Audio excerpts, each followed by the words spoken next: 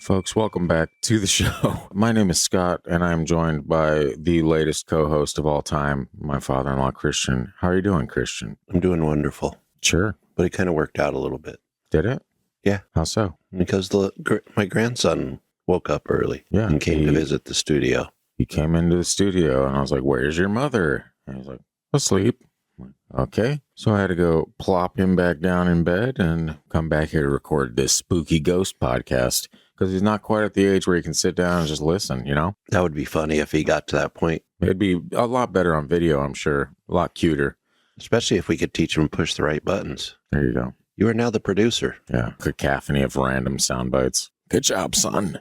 Anyway, in today's episode, I have been sitting on a lot of different stories that haven't quite fit into different episodes that we've pieced together. And these are stories that I really liked, but just haven't gotten around to fitting them into episodes. So I'm like, you know what? I'm going to make a compilation of spooky stories. It's going to be a little bit of a wild card episode, if you will. I hate when you have like good stories, but you don't have a place to put them. Mm-hmm.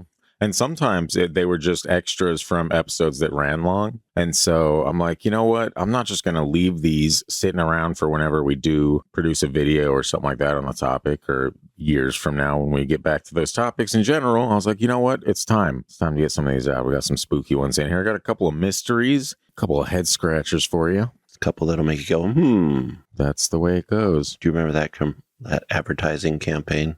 Things that make you go, I don't remember who it was for, but I remember there was an advertising.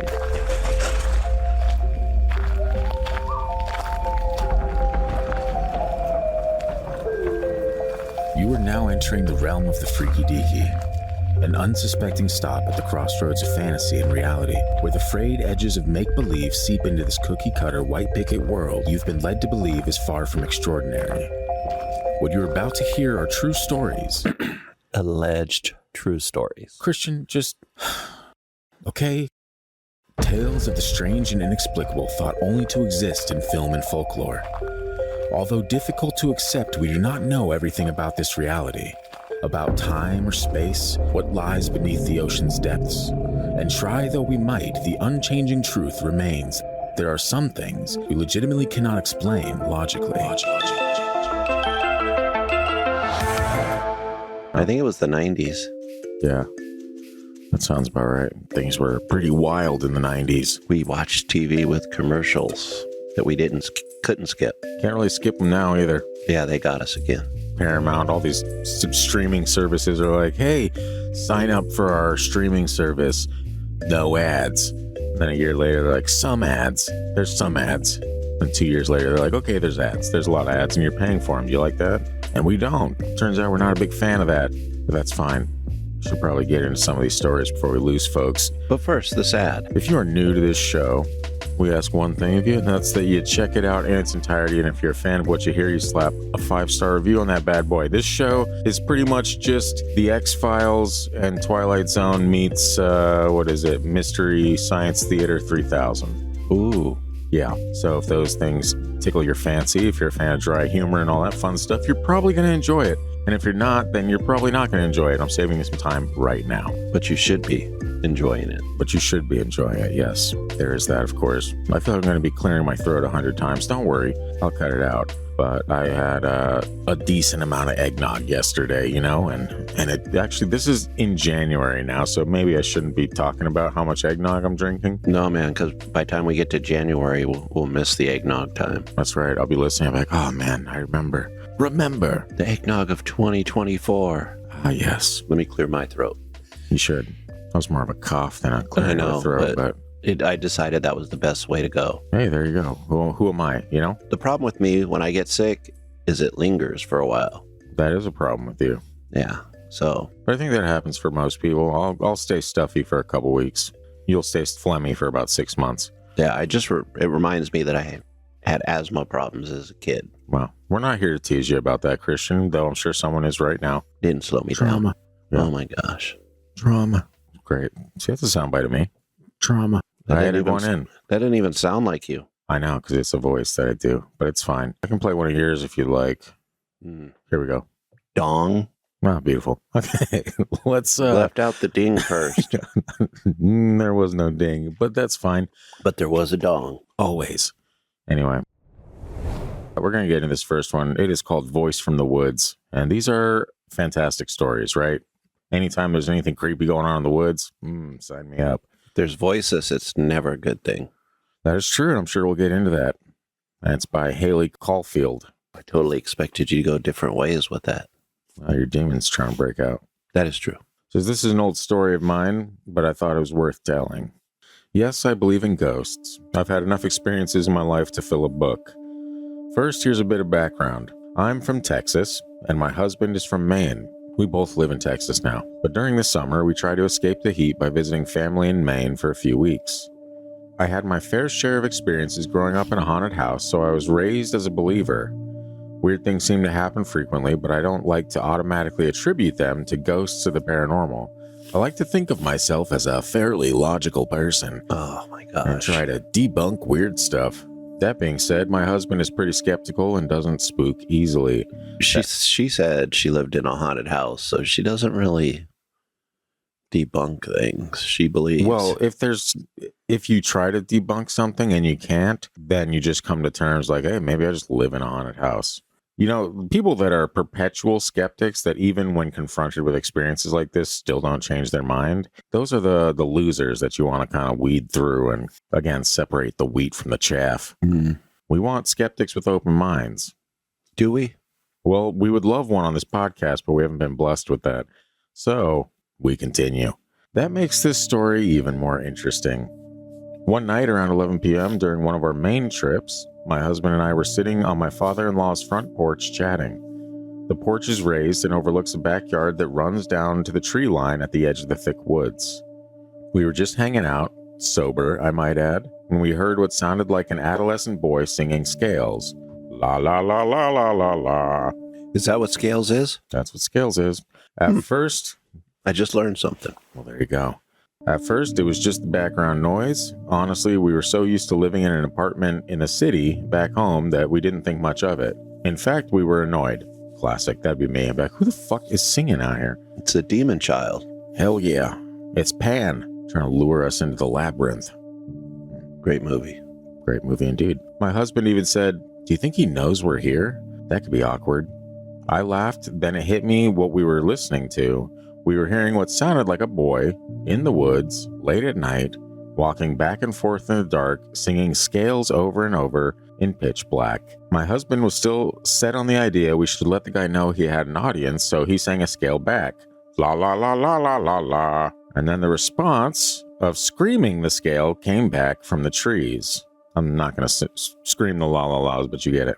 It was deafening, and it sounded as though whoever or whatever it was had traveled from deep within the woods to stand right at the tree line beside us in an instant. The voice was so loud, and the sudden proximity made it feel like they had covered an impossible amount of ground in a fraction of a second. We both instantly had a fight or flight reaction, and my husband and I started fighting. Without thinking, we jumped up, ready to bolt inside. Something about it felt wrong, as if a switch had been flipped from harmless fun to outright terror. There's a house back there, right? I asked my husband. There has to be, he replied. Even so, we were shaken and went inside for the night. The more we thought about it, the stranger it seemed. Details began to sink in about how bizarre the whole thing was. First, if it was a real person, we would have heard them moving through the woods. The sound had seemed to come from someone pacing back and forth over an area of about 20 feet, but the woods were so dense that you couldn't walk through them without cracking leaves or twigs. Second, there were no lights in the trees. If it really had been a boy, say 12 or 13 years old, he'd have needed a flashlight unless he had night vision. If there had been a flashlight, we would have seen it shining through the darkness. Third, how did they, or it, cover so much ground so quickly?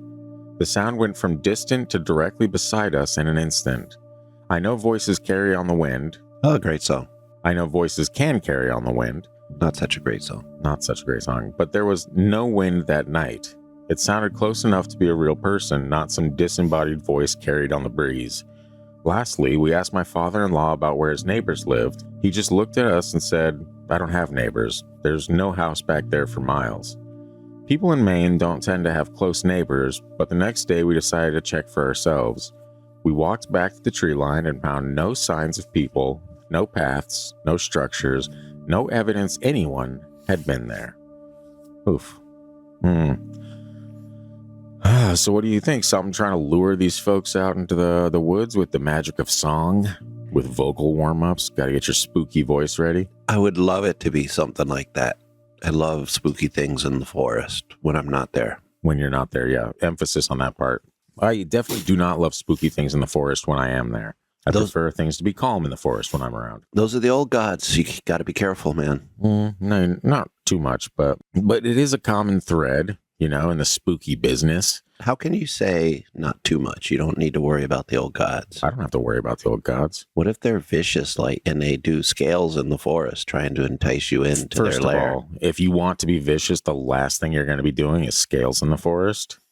I disagree, because some of these voices in the forest will call your name and say mom. That is spooky. Yeah. Doing scales, not so much. That's a different level of spooky. Yeah. Oh, no, he's going to do Broadway after he takes my soul. That's what you want. Maybe some of those forest-dwelling spirits like Broadway. I mean, if we're going to take it anywhere that's far from realism, we might as well take it there, I don't know, man. I would like to skeptically debunk some things on here, but I'm sure you would. That's your favorite.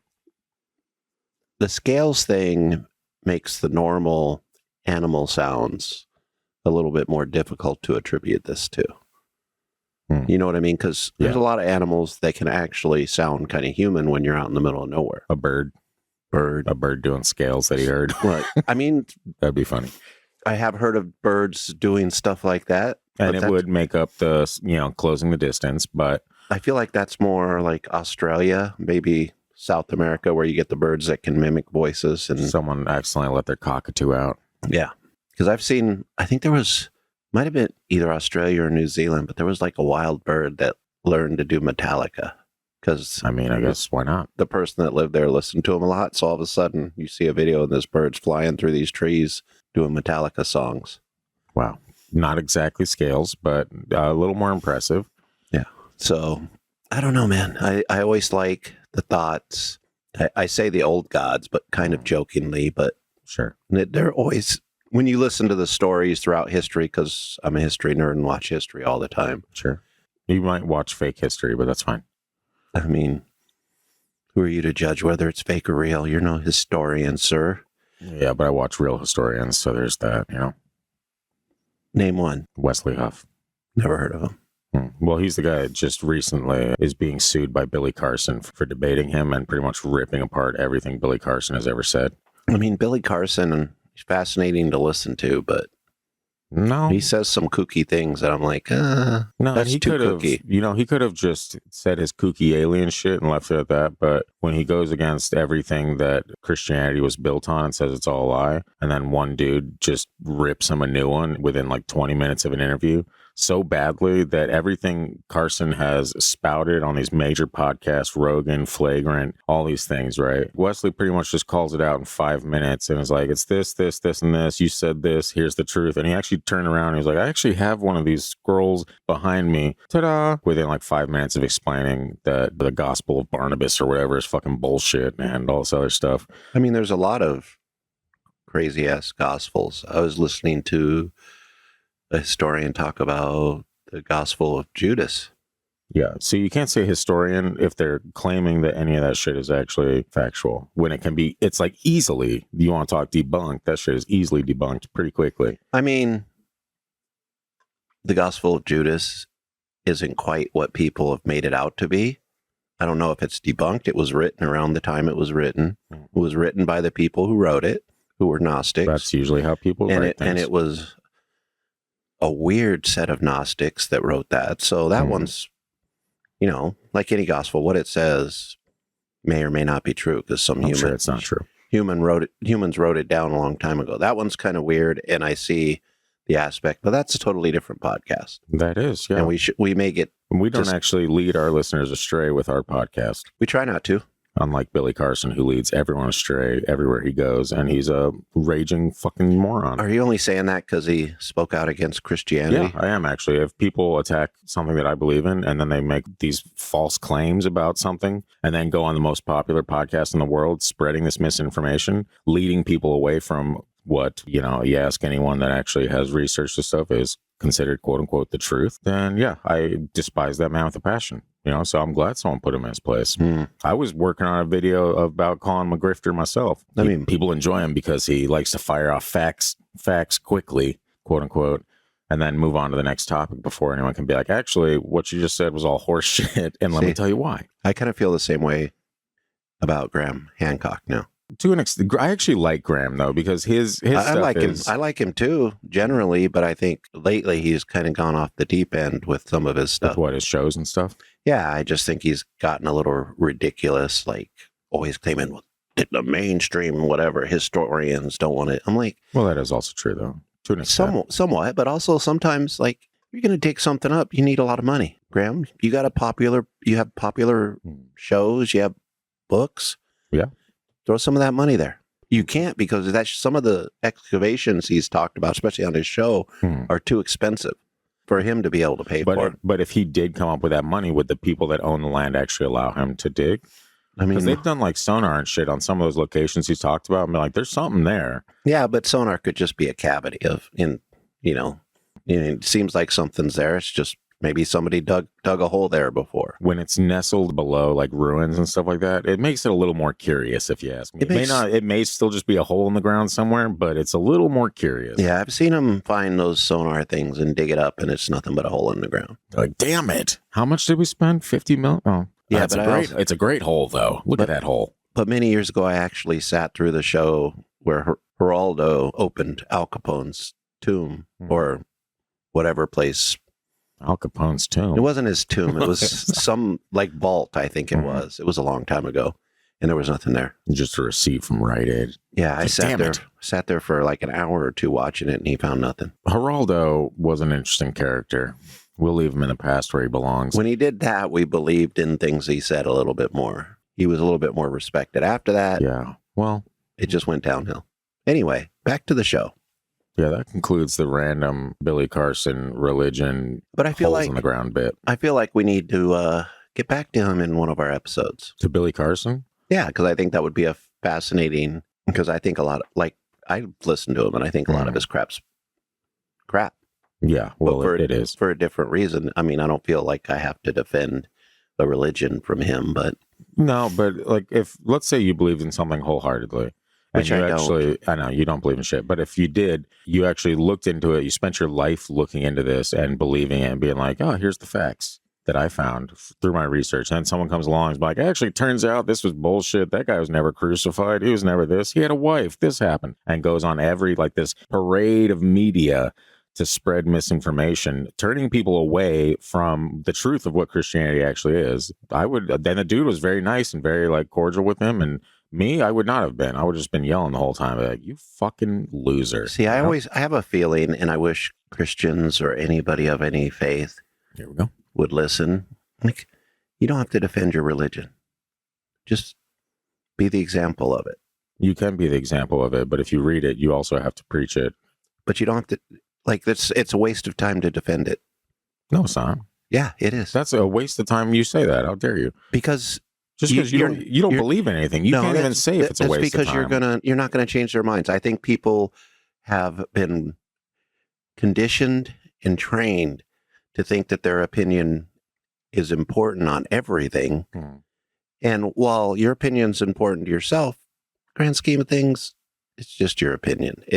You can feel wholeheartedly about it. I just don't think you should waste your time arguing with non-believers. Sure, but if it comes to misinformation and you defending that actually brings the truth to it, I say go for it. And Billy Carson is similar to what you're saying there. He was shown the facts, shown the actual like papyrus type shit. And all he did was be like, oh, well, I mean, I guess I'll take your word for it. And instead of making a video being like, hey, I've been spreading all these lies for so many years, he tried suing the dude to take down the debate. Like, that shows that even when you're confronted with the truth, you're like, no, I got to protect my assets, which is a bunch of, toting bullshit. I find that anyway, you're going to have to cut this whole part out and put it at the end. No, I'll probably just leave it in there. This is a wild card episode. People have no idea what we were talking about. But I do feel like we need to get back at some point, maybe an After Dark episode, so you can just rant for 30 minutes. And I can tell you, chill the fuck out. No, you'd have to be on my side, man. Billy Carson's a grifter. There's no way around that. I mean, I've listened to his stuff. I'm not impressed. And well, there you go. I think he uses a lot of historical things that aren't completely proven the way he likes to say they are. Yeah. Anyway, now we got my aggression and Christian's tolerance or whatever out of the way. Let's get into this next story. Circling back to the other story, voices in the woods are creepy. The end. Okay. This next one is called Nearly Met Myself. That's by Lana Bandicoot. It's all right. This happened about 2 months ago, and I haven't stopped thinking about it since. After stumbling across these glitch in the matrix type videos that keep coming up on YouTube, I thought I'd share an experience of mine with you. I've got no explanation. Maybe one of you does. I need to know if anyone else has ever had something like this happen. I work a pretty boring 9-to-5 job in a mid-sized office building. Every day I go to the same coffee shop across the street around 2 p.m. I'm such a regular that the barista Sam automatically starts making my order when he sees me in line. On this particular day, I left my office a little later than usual, around 2:15. When I reached the door in the lobby, I realized I'd left my key card on my desk on the other side of the building. But that was no problem. The secretary, Sarah, signed me out on paper. As I crossed the street and approached the coffee shop, I saw myself, me, wearing the same clothes, same bag, same everything, standing at the counter inside, chatting with Sam. I froze. My heart was racing, but my brain was like, no, you're imagining this. Maybe it's someone who just looks like you. But then this other me turned slightly, and I got a perfect look at their face. It was my face, down to the tiny birthmark I have under one eye. I panicked. I turned around and walked back across the street without going inside. My hands were shaking. I kept telling myself it wasn't real, that I must have been overtired or something. But here's the thing. When I got back to my desk and looked in my bag, the coffee cup was there. The exact same coffee I was planning to order, with my name written on it in Sam's handwriting. I never went into the shop. I never bought the coffee. But there it was, hot and fresh, like I just picked it up. I looked up at the clock, and the time was still 2:15, the usual time I'd get back after heading over and grabbing my coffee. But I'd definitely been outside for longer than a minute. It was like my timeline diverged. One version of me had split away at 2 p.m. and gone to grab the coffee while I had stayed behind. And then when returning to the building, our timelines had merged again. Even scarier than this thought was which one had I been at the time? Was I the original me, or was I some kind of duplicate for that time? I spent the rest of my workday just feeling very off about the whole thing. I didn't even drink the coffee. It got me to wondering about the stories of shapeshifters or doppelgangers I'd heard in the past, and I had to wonder if this is where some of those came from. Maybe two timelines split or converge, and you can be in two places at once for a short time. I wonder how many times this sort of thing happens without you noticing. I haven't told anyone at work because, let's be real, they'd think I'm insane. I think he's insane.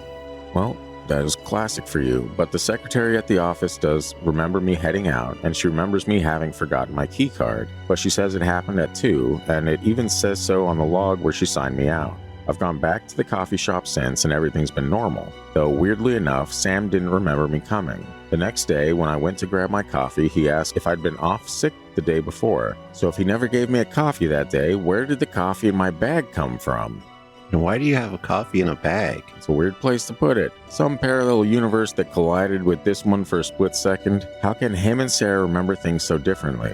Which of these events is real? I don't know, but I still have the cup.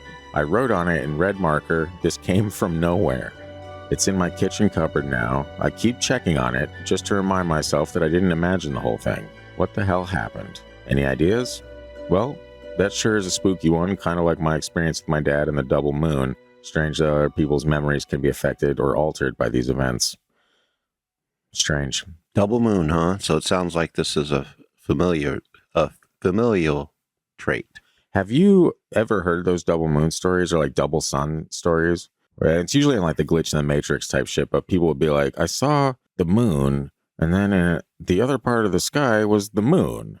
And it's like I was driving to work, or it's always like I was on the road or some shit. It's like I saw 2 moons or 2 suns, and people are like, the world is a simulation, you know? Or your imagination is just out there. Like our imaginations do stuff like that sometimes. Or we Made it up. whatever, You made it up. Yeah. Our imaginations don't do stuff like that, just out willy-nilly out of the blue. Like, yeah, just make up this other thing. Yeah, just throw a second moon in the sky. It could. If we see a reflection, I mean, we'll interpret it. We may interpret it in the wrong way, like this guy with his trip to the coffee shop. This is hard to, like, if you see yourself, well, number one, if you saw yourself, would you go say hello? I would go check it out. I wouldn't be a coward. Yeah, you'd be like, that is me. I have to go see what I'm doing right there. Because otherwise, you just have a useless coffee cup that you wrote in marker on. What if this person had like a strange out of body experience or something? That was my thinking. Like super tired or something like that, and just like floats out of their body. Yeah, astral project behind themselves and sees watch themselves. And like, what the fuck am I doing in there? That's what I was thinking. The whole story that made the most sense, other than timelines crossing. Weirdly enough, that's the most like. Yeah, timelines crossing is way difficult compared to slipping out of your consciousness for a second and watching from afar, which we seem to have. Mm-hmm. Maybe it's anecdotal evidence, but we seem to have some evidence that that may happen. Yeah, or that it could happen. But the one thing that throws that off is that the guy at the coffee shop didn't remember him. Yeah, I know. What a strange story. I've been sitting on that one for a while. I'm like, odds of me doing another Glitch in the Matrix episode in the near future are slim. But who knows? Maybe we need to. I like those stories. They're very fascinating. I mean, if you see something like that, go check it out. If you're not in the forest and the kid's not singing scales or doing scales, check it out. There you go. If you're in the forest, stay in your tent or your cabin. And do scales as well. Get those vocal exercises in, you know? Well, I mean, don't whistle at night. Don't do scales at night. Try to harmonize with the scales that are coming at you. That just sounds like you're tempting the elder gods.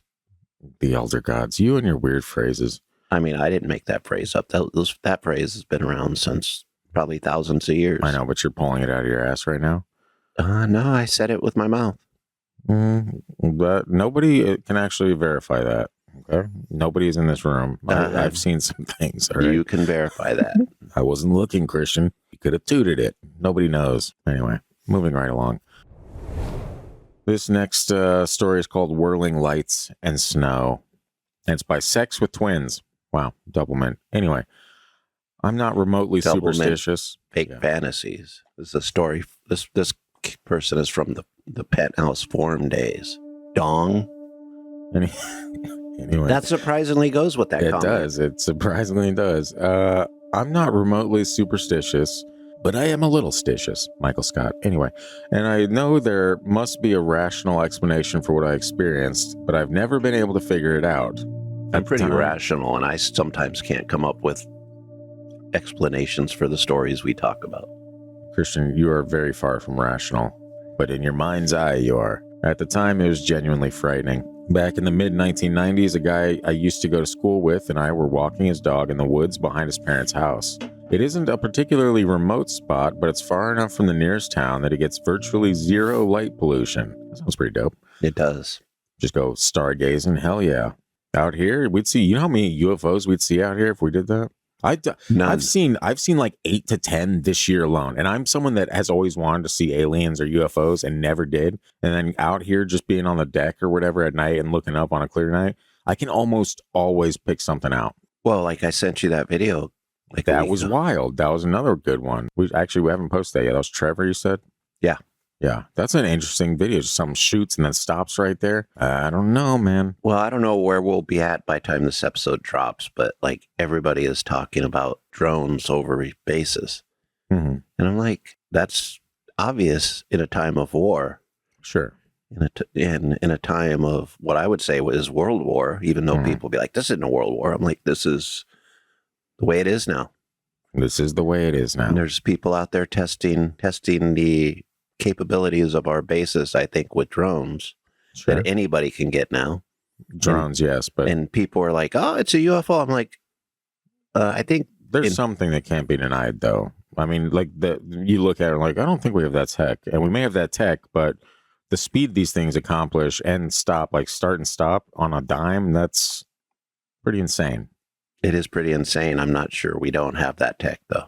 Okay, well, I guess Christian works in the government and has been keeping this from us forever, but so take that with a grain of salt. I mean, both of our parents worked in the aircraft industry, Sure. and we know for a fact they have some crazy stuff there that we don't know anything about. They sure do, and I don't know if my dad will ever tell me about it. My dad never did. Yeah, gotta get it out of him. Next time he's out here, be like, hey, get in here. Tell us the secrets. Lockheed's not listening. We have Northrop, Shadow Band. It's fine. Just kidding. Anyway, back to this story. It isn't a particularly remote spot, but it's far enough from the nearest town that it gets virtually zero light pollution. We wanted to head out over the fields to stare at the stars. Hey, that's what I just suggested. Isn't that something? Yep.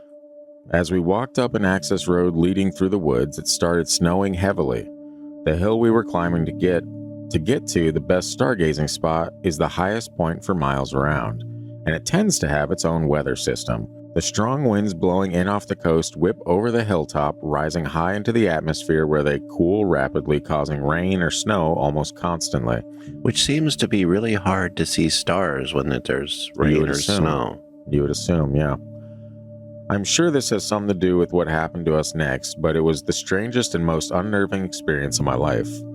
As we reached the end of the long road, the snow started to swirl in a geometric pattern, something like helicopter blades. Mm-hmm. There was an electric charge in the air, which we could smell, like static clinging to nylon.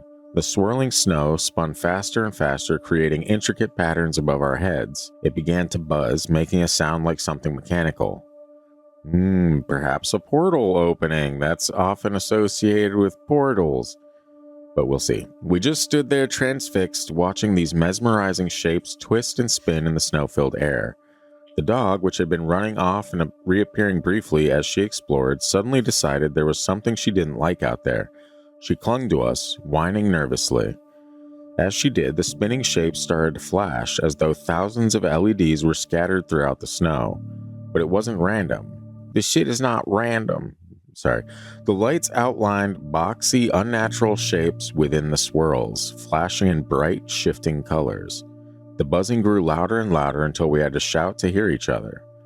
After about 10 minutes, the phenomenon began to ease. Slowly, the buzzing subsided, the lights dimmed, and the snow stopped swirling.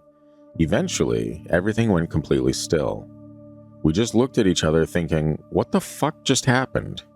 Then we turned around and headed home. When we told people about it later, everyone said we must have imagined it, but it really happened. Years later, in a strange twist of fate, a guy I used to work with, and occasionally hung out with, bought the same house my school friend's parents had owned. One night I told him about what had happened when I was a teenager out in the back fields. As I described the event in detail, he stared at me in disbelief. He told me that when he was a kid, he and his brother had taken a tent out to camp in the woods near that same spot. They didn't stay the night, though, because they were woken in the middle of the night by a strange whirring sound and flashing lights in the sky. They were so freaked out that they abandoned the tent and ran home.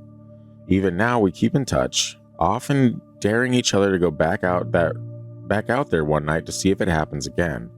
We've scoured the internet for explanations of strange weather phenomenon, but none of the ones we've found exactly match what we experienced. The geometric shapes, the buzzing sound, and the flashing lights. I'd love to know what it actually was because there has to be a natural explanation for it. Even so, I still get chills down my neck when I think about how eerie the whole experience was. That's weird. The whirring sound. It sounds to me like the doctor showed up with his TARDIS. Yeah, the strange thing is, like, if you listen to, and I'm sure you haven't, or maybe you have, like, people talk about portals opening up or whatever, like, there's often, like, a mechanical sound to it. People report the sound of, like, whirring machinery or something like that. And something like this, even though, as they mentioned, it could just be something like, what's it called, the vortices or whatever in nature. Like, there's certain places that are just thinner or, more energized, I guess, however you want to say it. Are we talking ley line crap? Think of like Sedona. I don't think it's even ley line shit. I think it's more, there's something in the air, like Phil Collins. It could be a situation like that. Like, they didn't necessarily see a portal open up, but they did see a bunch of flashing LED looking things within these snow whirls. And that obviously, if they had, light source of some kind, you could probably finagle your way into a makeshift explanation for that. But still, I mean, geometric shapes, the flashing lights, the sound, all that stuff. Going out to stargaze in the snow, which I guess maybe if it blew, I would do it. I've told you 100 times we should go out somewhere where there's no light pollution. I just don't see it happening when it's snowing. That kind of throws up a lot of light pollution. The snow started as they were, it's not like it was snowing the whole time. It was as they were close to their destination, it started snowing. So it's not like they're like, oh, it's snowing outside, let's go light gaze or stargaze, I would love there to be portals out there. I think there might be, man. And maybe, again, it could be government tech that we're unaware of. Maybe they have, I don't know, obviously no one's looked inside. Well, if you listen to certain paranormal podcast shows, I'm sure someone's looked inside, but we don't have that resource, so we can't say for sure. I don't know, man. If maybe we just don't go in the woods enough. Maybe we don't go out in the woods enough to hear whirring, mechanical sounds and LED lights and all that fun stuff. Maybe we're not wanted in the woods. I think we might be wanted, but I don't think that we want to go. That's the issue. I don't think deep down, I don't think we want to go. I think it sounds fun in theory, like, oh yeah, just traipsing through the woods. But if we actually came across something wild, both of us would probably piss ourselves. And there's no clean toilets in the woods. That is true. Yeah. You have to dig a hole most times. You know how unconventional that is for me? You can do the 5-gallon bucket thing, but still, that's not comfy. That is not comfy. And the amount of shame that you feel when you stand up and you're like, what have I done? When those things that creep around the forest trying to entice you with scales sees you sitting on a bucket with your pants down. They're like, this guy. Look at this moron. He's pooping into a Home Depot bucket. Look at him. Yeah, we don't want to turn this one into us. We're just going to kill him. That seems to be dinner. That's a good route to take. Why not? Bizarre. Quick, scare him now when his pants are down. We won't even have to chase him. There you go. All right, this next story is called Nightmare Fuel Grandma. Oh, yeah. What do you think she saw out there that turned into nightmare fuel, Christian? A dark man. Whoa. Okay. All right. Maybe we're quite ready for that one. Grandmas are afraid of shadows. The grandmas from the old country, no shit. That's very true. So you're basically saying it's okay that this grandma is racist because she knows shit? Yeah, that's what I'm saying, Christian. You got me. Anyway, it's by Cosmic Mermaid. It says, I grew up in a house where I had a lot of strange experiences. My grandparents lived there as well, and they had their fair share too. Anyway, one night I woke up, sat up in my bed, and looked at the doorway. I saw my grandmother sitting there with a white shirt on with a little anchor in the middle, matching shorts, and summer shoes. She was in a lawn chair right on the outside of my doorway. Her legs were crossed, and she was just staring at me with the darkest eyes I've ever seen and a slight smile on her face. Trauma. It looked just like her, but the eyes gave it away. It most definitely was not her. I had been taught from a young age to pray the blood of Jesus over me and to rebuke anything in the name of Christ. That's weird. Christian, you have no place to say weird things. The phrasing of the first part of that statement. It's not weird if you're in it, I mean, okay. You can say okay in a weird judgy tone, but that doesn't change. Just because you don't personally believe in something, that's fine. I'm just saying it sounds weird. It's not about belief or disbelief. It's just a weird phrasing. Do I need to remind you that you believe that a brain can spontaneously be created in the universe? I don't believe that. That's a statistical fact that it could. A statistical. I don't know how it works. That's a fact, but it's fine. I mean, so just use that as a indicator as to whether or not to believe what Christian believes is weird. You're totally like turning that little weird thought experiment around. The archives are deep with weird things you've said that are much stranger than this. But that's fine. So this person prayed this prayer for the rest of the night. Said, I heard heavy breathing, scratching under the bed, and so much else throughout the night. I was so terrified. In this same house, I would try to leave rooms after closing the doors, and the door would be held shut on the other side. I could walk in a room, and all the doors of the cabinets and bread box would fly open. My grandparents had weird experiences, but I seemed to have them the worst. So the next morning finally comes, after a night full of torment and lots of prayer, and I go to my grandma. Nanny, why were you sitting outside my bedroom door last night? She just looked at me and said, Cosmic Mermaid, what are you talking about? We were all asleep last night. I would never sit outside your door. I asked her if she owned the outfit that I saw, the thing, I think now was a demon presenting as her. Oh my gosh. Wearing, she said no. It was always just the strangest thing to me. I don't know if this really can fall into the category of doppelganger, but it's as close as I've ever experienced. Years later, my grandmother told me they were attacked by demons in this house, and it led to a spiritual awakening. I still get chills thinking about the long nights I spent there. Yeah, so 2 things on that. First off, the prayers obviously weren't working. It's not even necessarily that. It can keep something at bay, but we don't know why we see the things we see sometimes. But 2 things I'll say to that is, as someone that has suffered from hypnopompic hallucinations on and off throughout my life. Can you define that? That is when you, there's 2 of them, and I might get this wrong. One is when you pull your dream, as you wake up, you're pulling parts of your dreams into reality, and your eyes are visualizing it as you're like coming to. And then the other is when you see things as you're falling asleep. So there's 2 different, I think it's hypnagogic and hypnopompic are the 2 terms, but I'm pretty sure, I don't know, I don't remember which one is which, but those are the things. One, either when you're falling asleep or when you're waking up, that science tells us is, whatever. Do you believe that? I believe it's possible. I don't think that every single thing that anyone sees is demonic or anything like that, because I've had my fair share of just random, I saw bees flying around, or I saw this, or a big worm on my chest. Dong. But hey, man, what you did in college, I don't judge. There you go. I didn't go to college for that reason. Chicken. Turned you gay. No. No, that's the water.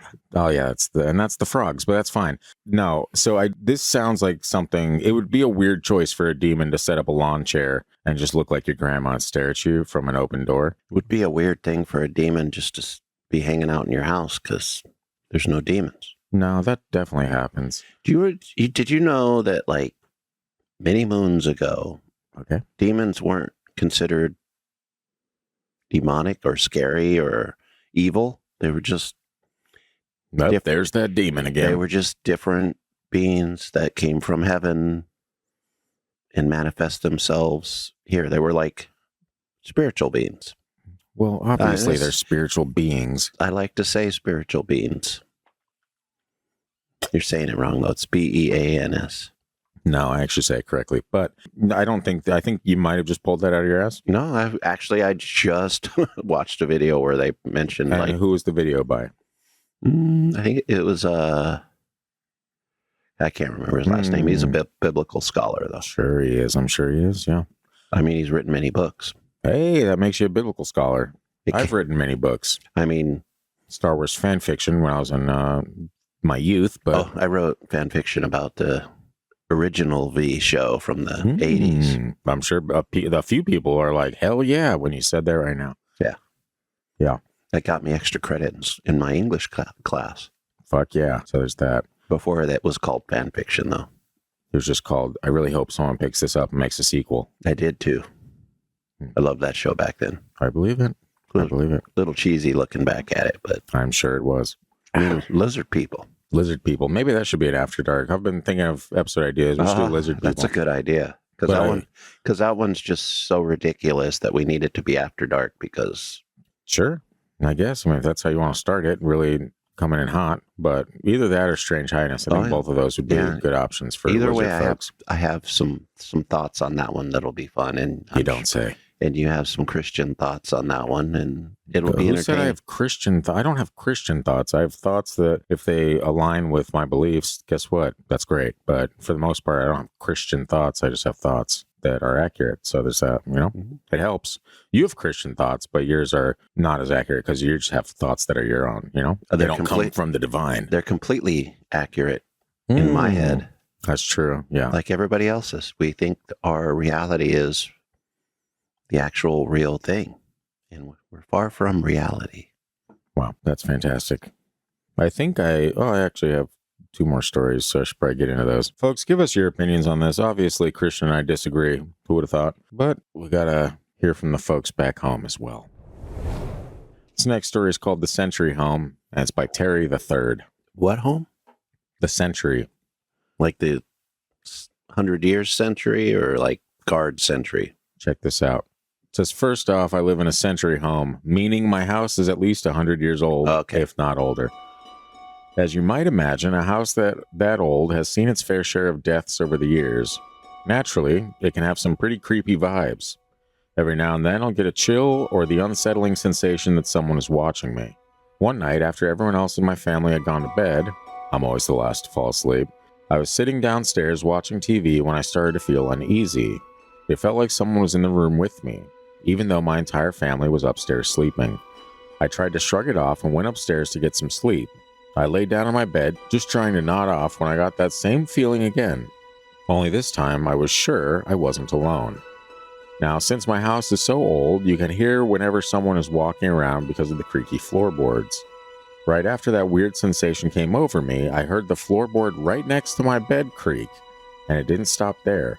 The creaking moved from the edge of my bed, across the room, and all the way to my bedroom door. As soon as it reached the door, someone started pounding on it from the other side, and I mean really pounding. Dong. At this point, I was absolutely terrified, but my curiosity got the better of me. I jumped out of bed and flung the door open. There was no one there. I checked every room to see if someone might be pulling a prank, but my entire family, first of all, who's going to do that? The entire family's asleep. Someone wakes up and is like, you know what? It's time for me to go prank this dude. I'm going to bang as hard as I can on the door, most likely wake everyone else up. Which And would then be pretend. a good prank. That would be a good prank, but I don't think anyone's doing that. But my entire family was fast asleep.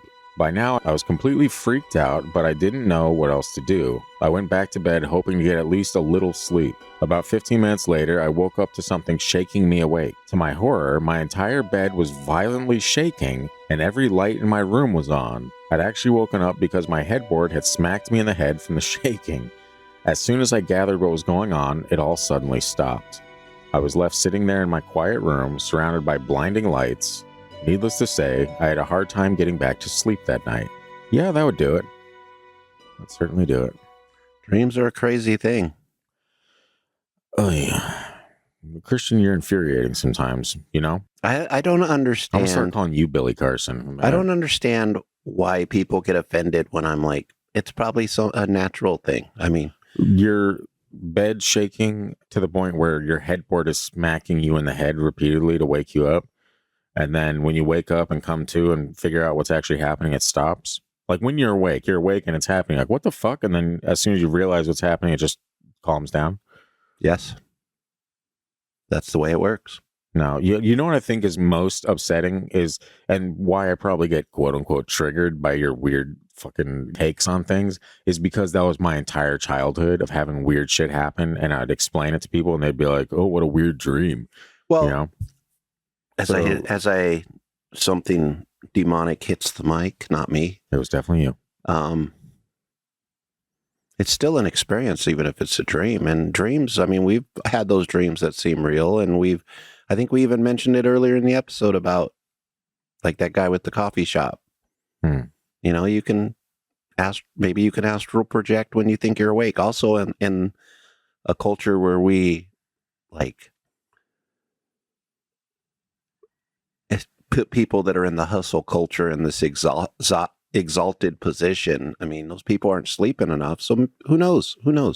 It shouldn't be infuriating when I say in a lot of cases, there's a logical explanation, because in most cases, there could be a logical explanation.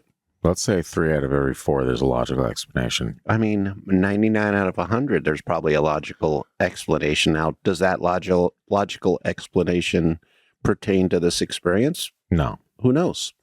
I mean, you have to be there. None of us are witnessing it. It's Obviously, hard to say. we weren't there, but if the events within this story happened, it's not a dream. I always find if you want to talk about something that can be infuriating, Let's hear it. is that like people get offended when you're like, or take it personally when I'm like, there's a logical explanation for most of this stuff. There is, but it's also to an extent a cop-out. And I say that as, again, someone that my entire life growing up, I experienced a lot crazier shit in my youth than I do now. And I've experienced weird things now. Back then, I had a very close group of friends. I had a quote-unquote loving family that I should be able to say anything to. And so if I'm experiencing something wild that shouldn't be happening, and I explain it to someone, whether it be my best friend, my parents, whatever, and say, hey, this happened to me, and everyone's reaction is, oh, that's such a strange dream, or oh, you're dreaming, or that didn't happen.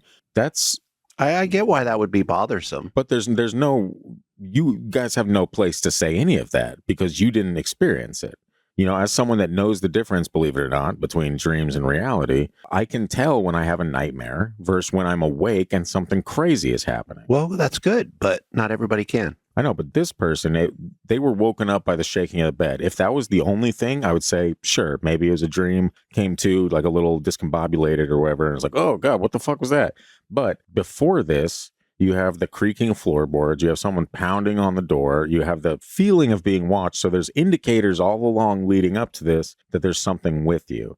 And there's no way to prove that something's with you. But if you're the one experiencing this, there's no way to prove that there's nothing there because you're so in your head, you're so set up being like, no, I know what I'm feeling. I know what I'm hearing. So yeah, it's not even infuriating. It's just like a tired excuse for me at this point. I'm like, oh, here we go again with the dream, or it's this or that. People can believe whatever they want, but as someone that has experienced a ton of this shit, I know the difference between reality and, dreams or waking nightmares or whatever you want to call them. So I just don't have that much faith in humans that they can always tell what's reality and what's not. Because there's a lot of cases where the reality you experience is not the reality that's going on around us. Sure. But there's also, we kind of make our own realities with how we view things and how our subconscious handles things. So there's a lot more to it. And that's why I don't, I'll joke about it here, but if we're talking to somebody that experiences stuff, I'm not going to be like, you're an idiot.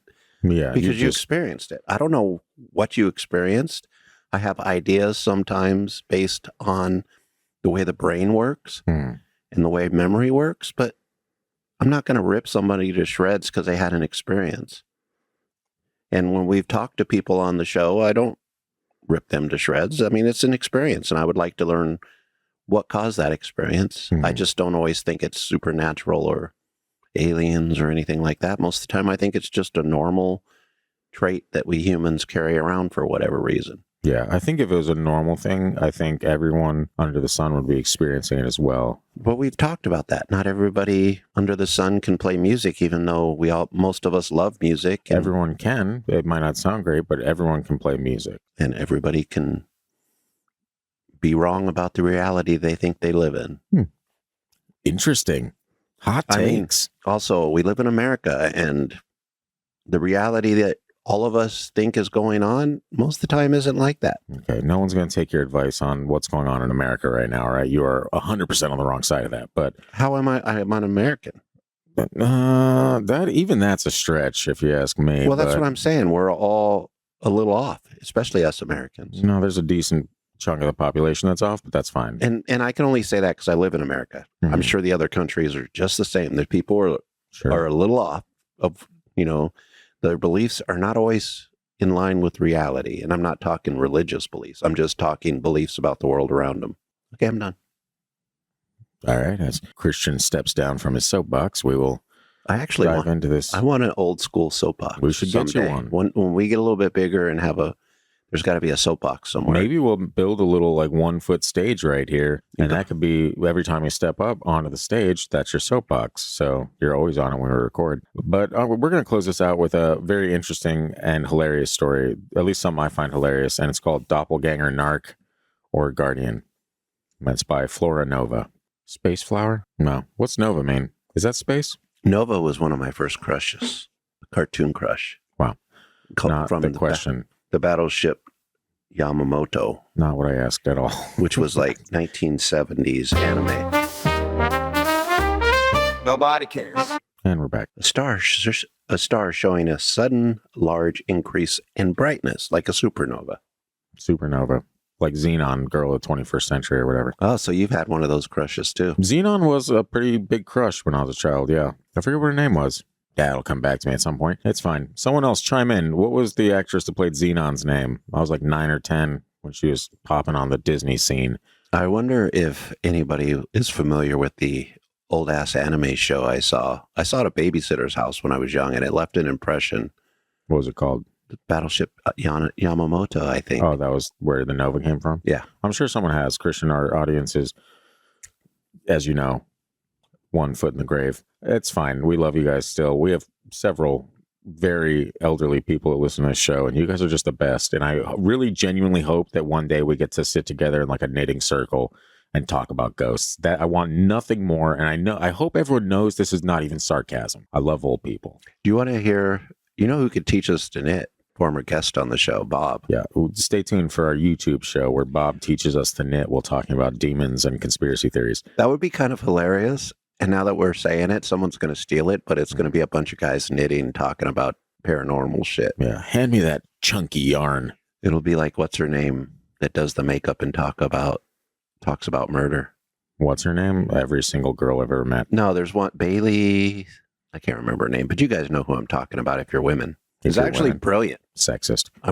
It's a brilliant concept, doing makeup and talking about murder cases. We're going to steal it, and we're going to start knitting and talking about the spooky ghost poltergeists and whatnot.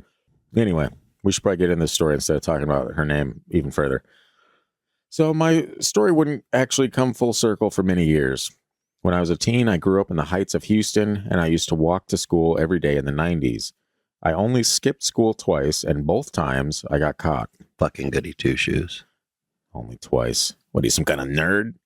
Let me tell you about my economics class. Wow. That I missed. Could have been very helpful these days. Could have missed like 50 or 60 classes. Wow. And I passed. Well, that checks out. America. Back then, the school had an alert system that would notify the listed parental contact if a child didn't show up for class.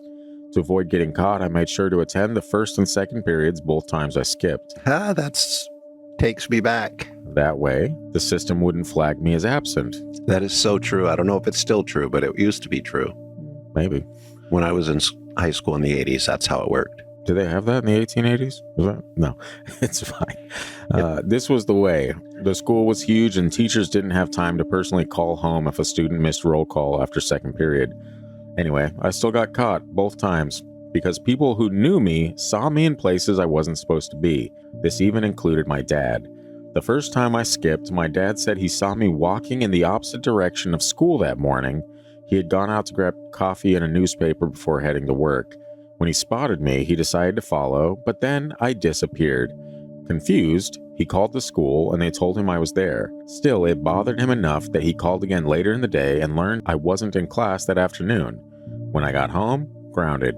The second time I skipped, I was seen by staff at a cafe my dad's friend owned, a place we often visited on weekends. That's just dumb.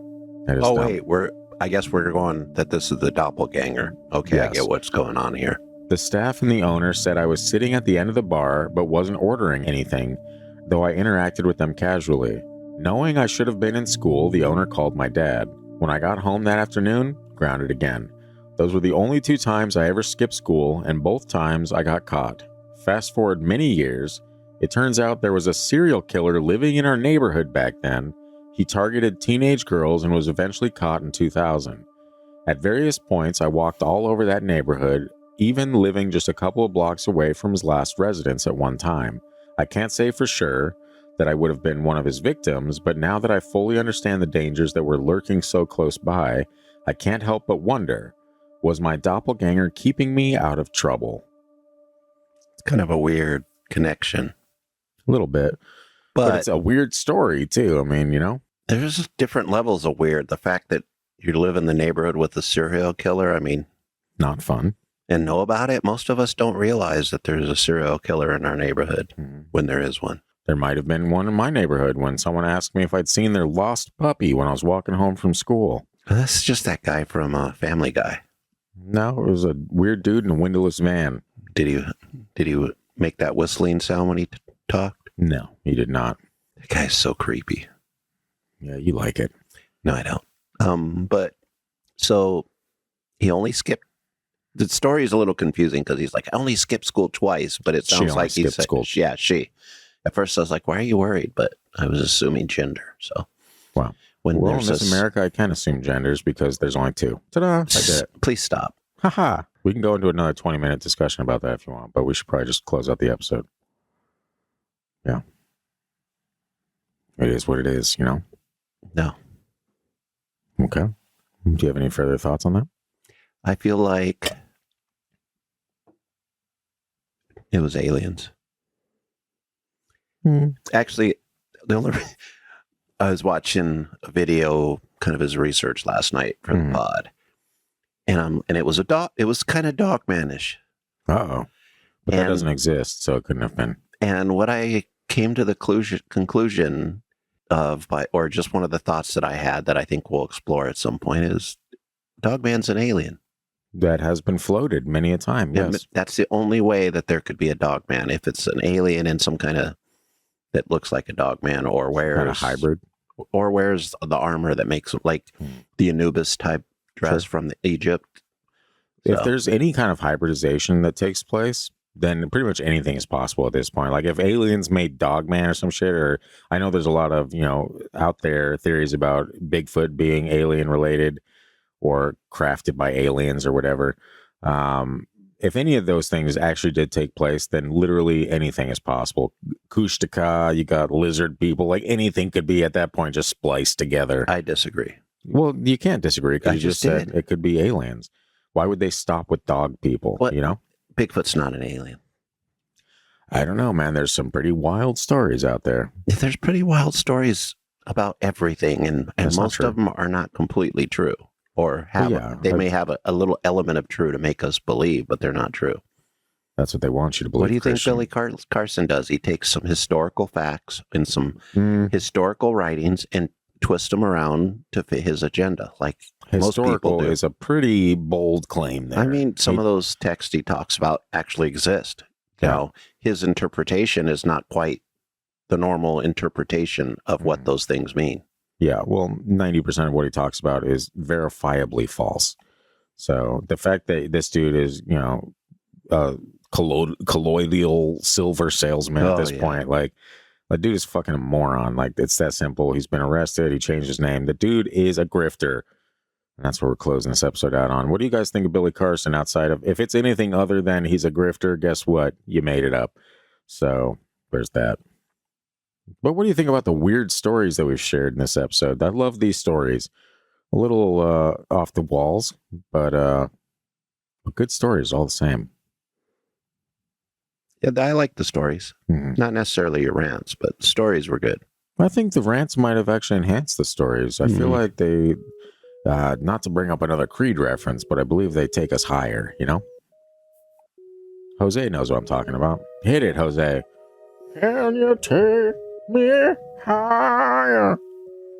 It's pretty close for mocking it, Surprisingly accurate. But I think anyone can sing Creed very well. Did I mention... I feel like I mentioned this when we recorded, but like I listened to a hockey podcast, a Canadian hockey podcast.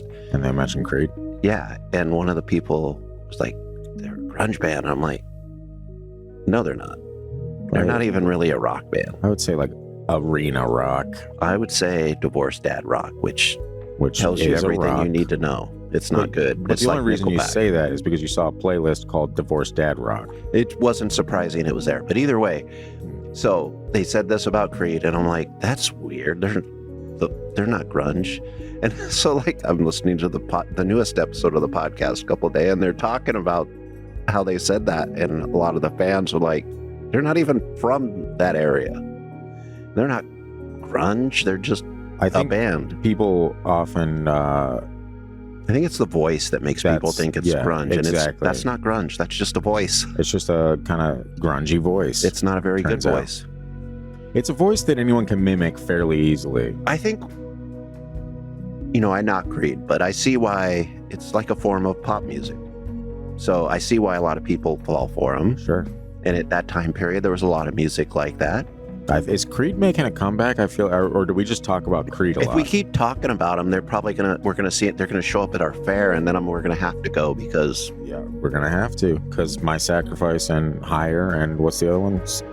Arms Are Wide Open, of course. Oh no, that song's horrible. I think most of them are, but like I mentioned to Jose, look, I don't ever listen to Creed, but I sing all the time when I'm alone in the house, and I would be lying if I said half the time it wasn't Creed songs, because those are the ones that are easy and stuck in your head from your youth. Yeah, and it's just easy to pull it out of your ass and start blasting while you're washing dishes. Some songs just stick in your brain. That happens. I would walk 500 miles, something like that. Whatever. That was I hate that song. It's a great song too, Christian. Great choice. No, Yeah. So anyway, I think that's a great way to end this episode that was already off the wall. Let's end it with some Creed talk and the Carpenters. Was that the Carpenters? I do like the Carpenters. Wasn't that who sings the who sings the 500 Miles song? The Proclaimers. The Proclaimers. My mom raised me on the Carpenters. She loved the Carpenters. And then one of them died. And I learned... And it was just the Carpenter. Then I learned that was my first experience with eating disorders, was the Karen Carpenter. Wow. So that's where we'll end it, actually. I thought it couldn't get weirder, and then somehow it did. So thanks for that. Remember to follow us on social media. If you have thoughts of your own that you want to share with us, join the Facebook group at Freaky Deaky Pod on Facebook. Rainy days and Mondays always bring me down. Okay. So I'm sure that's a lyric from the Carpenters, maybe. And that's fine. Yeah, follow us on Facebook, social media, wherever at Freaky Deaky Pod. Be sure to subscribe on YouTube. It's 2025 now. You guys have no reason to not be subscribed. Okay. We gave you several years of unsubscription, and now it's time for you to subscribe. All right. And that's it. Goodbye. Thank you for subscribing. Don't thank them. Wow. Karma.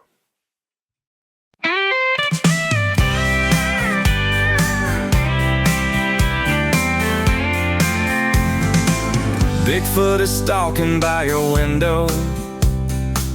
Dogman is scratching at your door. Ghosties are walking up and down your halls at night, and the Hat Man is coming back for more. Your name is Christian. You love a can of beans, and you're the wettest blanket skeptic this world has ever seen. You're almost always wrong. It's quite an impressive streak. This song has rambled on too long. Welcome to the Freaky Deaky. Your name is Christian. You're named ironically, because the only belief you have can be found in a can of beans. You're almost never right, and now you get roasted weekly. This song has rambled on too long. Welcome to the Freaky Deaky.